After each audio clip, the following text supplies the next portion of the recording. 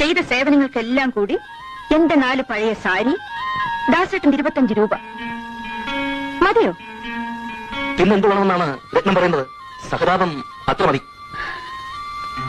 ആവശ്യങ്ങൾ കഴിഞ്ഞാൽ പിന്നെ ഇവരെയൊക്കെ മുമ്പിലും പരിസരത്തിലും കാണുമ്പോൾ വലിയ അസ്വസ്ഥതയാവും അല്ലേ? ചെയ്ത സേവനങ്ങൾക്കെല്ലാം കൂടി എന്റെ കുറച്ച് പഴയ സാരി, ദാസേട്ടന്റെ വക കുറച്ച് പണം. എത്രയാ ഉദ്ദേശം? 25ഓ 30ഓ? പിന്നെന്ത് വേണമെന്ന് രത്നം പറയുന്നത്?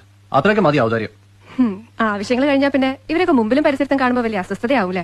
വേഗം ഒഴിവാക്ക. പക്ഷേ ദാസേട്ടൻ ആള് വിദഗ്ധനാണ്.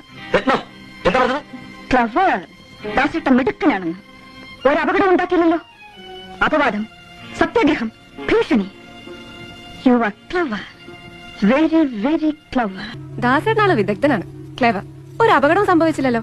അപവാദം, സത്യാഗ്രഹം, ഭീഷണി ഒന്നുമില്ല. Clever. You are very clever. ഞാൻ പലപ്പോഴും ആണുങ്ങളെ പറ്റി ആലോചിക്കാറുണ്ട്.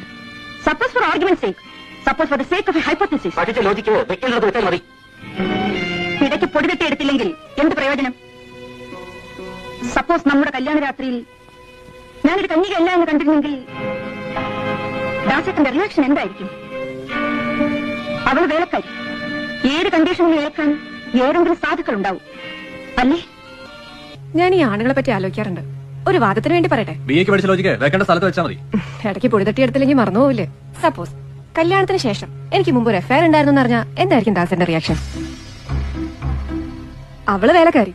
ഏത് കണ്ടീഷനും ഏൽക്കാൻ ഏതെങ്കിലും സാധുക്കളുണ്ടാവും. വിനീത വിധേയ ദാസികളെ മാത്രമേ നിങ്ങൾ കണ്ടിട്ടുള്ളൂ. You hypocrite, you miserable hypocrite.